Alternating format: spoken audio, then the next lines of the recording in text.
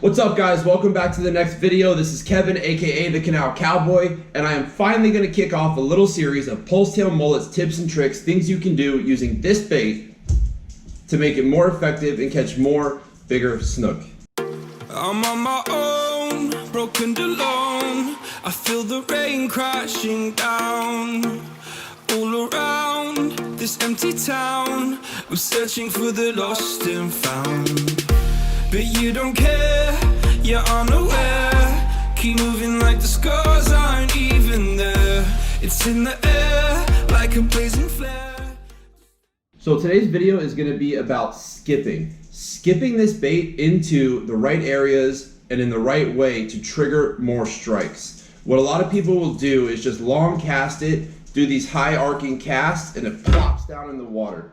Sometimes that can draw fish if it's a very rowdy day, if it's windy, choppy, and there's a lot of other noise going on, that plop in the water is okay. If you're out fishing a backwaters area or fresh water, you need to be a little bit more subtle in your approach to how you present this bait, and that's where the skip comes in. Honestly, with the skipping,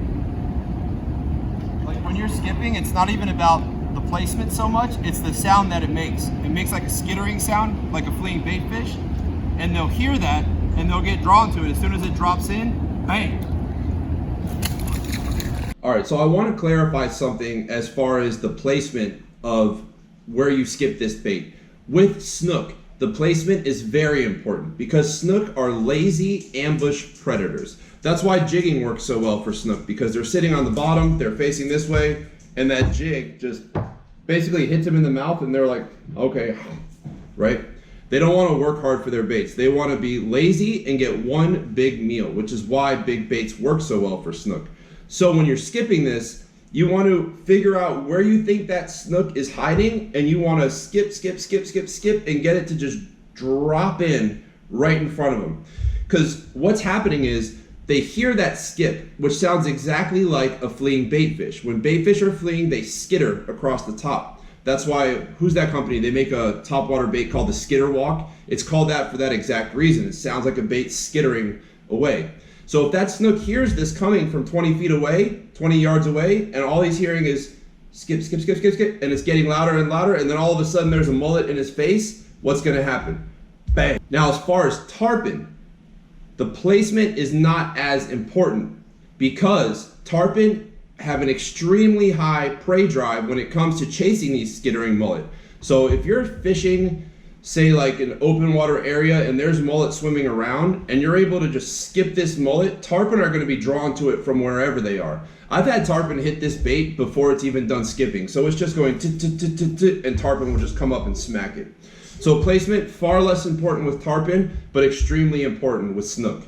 Like shadows in the atmosphere, charting the stratosphere. Yeah. I prayed for you and kept you near in hopes you'd chase away. Alright, a big key to being able to skip this bait is getting it to hit the water at an almost parallel angle. You can't overhand cast this and expect it to skip. You're doing like a sidearm cast, right? And this bait is just going to be traveling parallel with the water and skip. And if you're able to get that down, you're going to get this in some really skinny places. One for me, that's why I give you everything. Held you close by the stormy seas. Oh, you meant the world to me.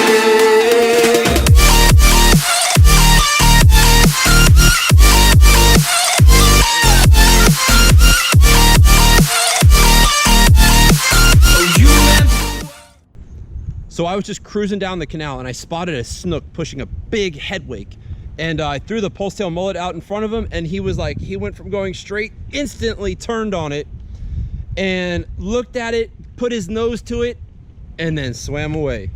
Story of my life with snook fishing. Oh, look at this. What is this making waves right here? You see this? Oh, I do. Get ready.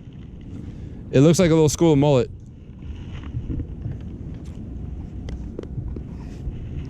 What is that?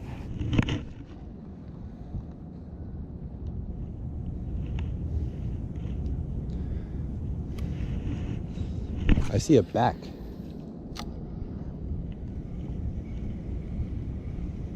Look, look, look. Oh, it's following me. Look, you see it?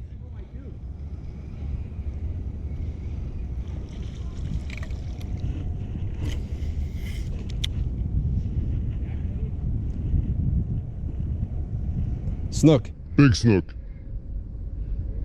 Big snook. Snook. Cast right there, dude. It was a big snook. Overslot snook. You saw he turned on it right there.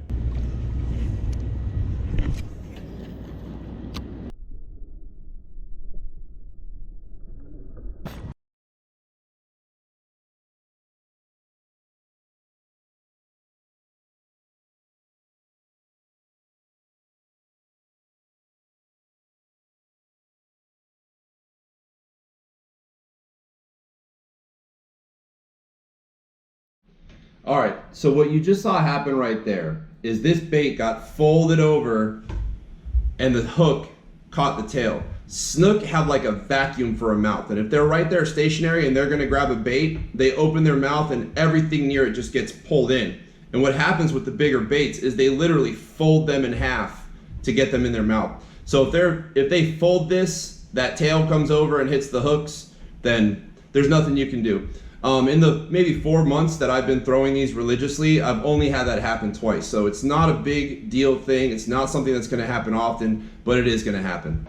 All right, and the final thing you guys really need to know about being able to skip a large bait, this is a 3 3/4 ounce bait, is the rod that you're using. First of all, probably need a bait caster. It's going to be very hard to skip with a spinning rod. You can do it, but at the end of the day, whichever finger you stop the line with is going to be toasty. It's going to be raw. So I'm using a St. Croix Mojo Muskie.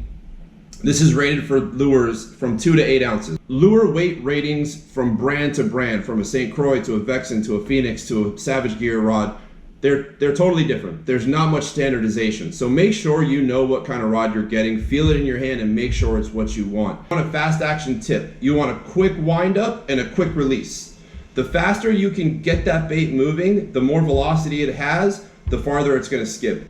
If you've got a soft tip in your rod, even like a moderate action, what's gonna happen is it's gonna increase the load time, and then it's gonna increase the deload time.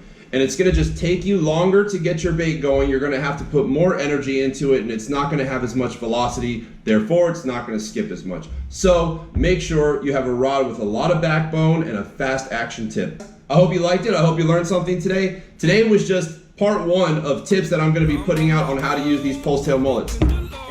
I'm figuring this out just like everybody else, okay? These have only been out for about 4 months.